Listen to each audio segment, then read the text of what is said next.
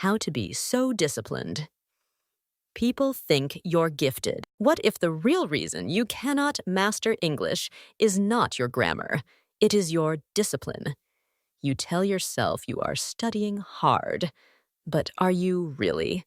Or are you just moving without progress? I used to believe I was learning all day. I opened my laptop early, watched lessons, took notes. But when I looked closer, I was not learning. I was jumping between YouTube, emails, and playlists called Focus Music. I was busy, not improving. That is when I discovered something painful. Most English learners are not lazy. They are lost in movement. They confuse activity with progress. The difference between the two is honesty. Before you master English, you must master truth with yourself. In English, we have a phrase, face the music. It means to accept reality, even when it hurts.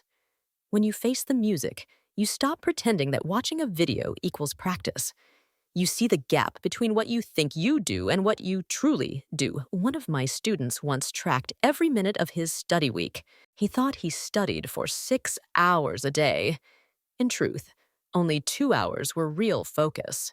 The rest was switching tabs, checking phones, looking for better methods. That moment changed him. It also changed me. You do not have a time problem. You have an honesty problem. When you face that, something shifts. Because the truth, once seen, cannot be unseen. The more you measure your focus, the more control you gain. Awareness is the beginning of power. Once you know what steals your time, you begin to protect it. Each minute becomes meaningful. Each choice matters. The mirror of truth is painful, but it is also freedom. Have you ever tracked how much real English you learn in a day? Be honest, 2 hours or less.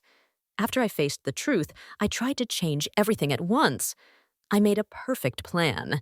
Wake up at 5, study for 8 hours, read 3 chapters, meditate, drink green tea. I lasted 2 days, then I crashed.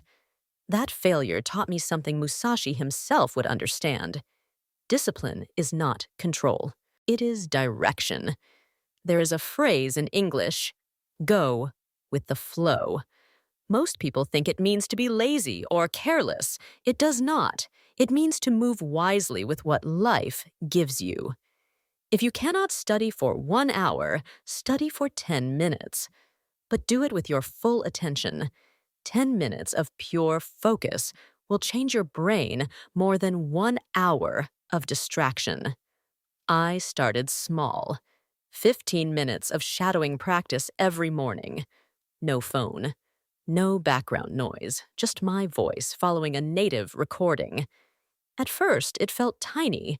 Then 1 week passed. 15 minutes became natural, then 30, then 1 hour. Not because I forced it, because I flowed toward it. The lesson is simple. You do not build discipline by fighting reality. You build it by working with it. Your first victory is not fluency. It is focus. Like water carving stone, small daily pressure reshapes who you are. Every day you return, you make the next day easier. You become the kind of person who studies even when motivation fades. Do not underestimate the power of small steps. Every drop of water shapes the mountain over time. Your progress may seem invisible, but it is building something permanent inside you. Trust the slow rhythm of growth.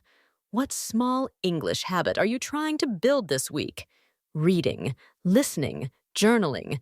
Tell me below. Someone may find strength in your comment.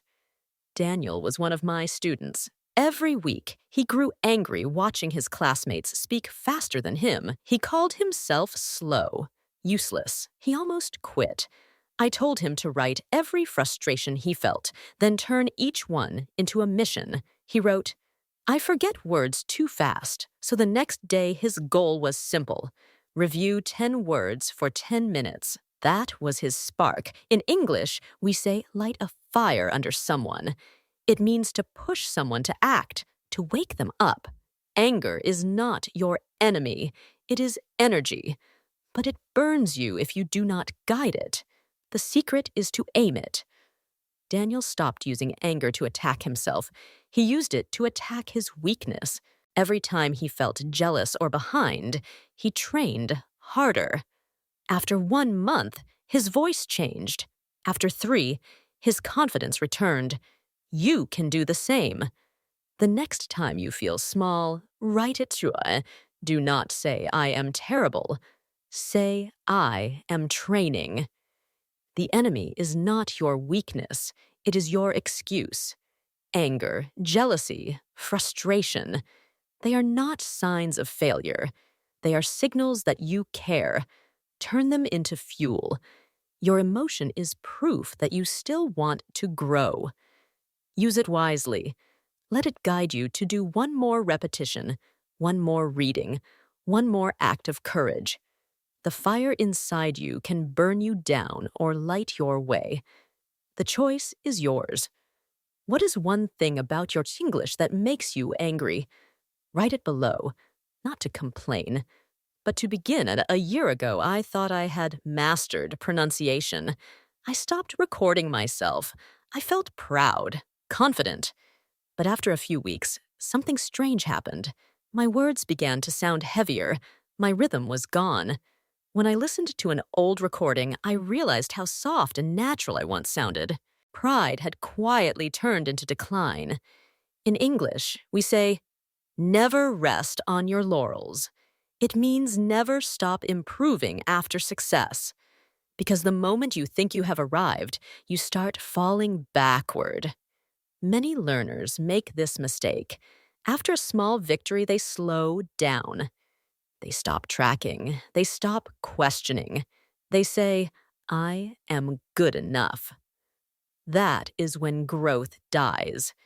Even after years of teaching, I still study. I still make mistakes. Every teacher is a student in disguise. When I listen to my students, I learn again. Think of a kite in the sky. It flies only while the wind blows. The moment the wind stops, it falls. The same happens to your skills.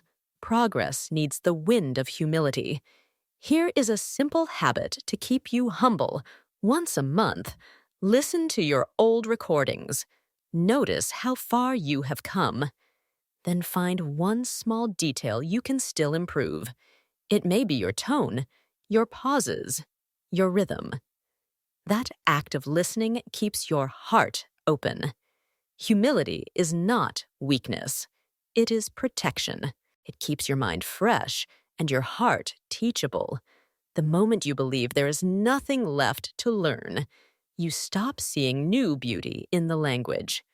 Stay curious. Keep chasing small improvements. They build invisible strength that others can hear in your voice. Have you ever looked back at your old notes or recordings, tones, and felt both proud and surprised? Write that moment below. Let others see that progress never truly ends. At some point, English stops feeling like a subject. It becomes the air you breathe. You no longer study it, you live it. In English, we use the phrase second nature. It means something so natural you do it without effort. Breathing, walking, thinking in English can become the same. This is the stage of the void, the quiet space where discipline turns into peace. You stop asking when it will get easier. You start asking what new thing you can learn today. Fluency is not the moment you know every word. It is the moment you stop fearing what you do not know. You listen. You respond. You flow. Picture a quiet morning. You make tea. You listen to an English podcast. You do not translate. You simply understand. Not because you memorized it, but because your mind has become part of the language. That is the beauty of discipline. What once felt heavy now feels light. You are no longer chasing progress. You are becoming it. The peace you feel is not the end of effort. It is the reward of endurance. When you realize that learning never ends, it finally stops feeling like a struggle. Let me leave you with this. Earth teaches honesty. Water teaches patience. Fire teaches direction. Wind teaches humility. And the void teaches peace. You do not need to be gifted to master English. You only need to be disciplined enough to keep walking. Every lesson you face, every mistake you repeat, every word you forget, they are not barriers. They are paths. Each one leads you closer to mastery. Right now, you stand between comfort and growth. Which path will you take? If this message helped you see English in a new way, share it with someone who needs encouragement today. And subscribe to Learn English Listening, where language meets life. Remember this: discipline does not make you rigid, it makes you real. And when English becomes part of your nature, every word you speak will carry the quiet power of truth.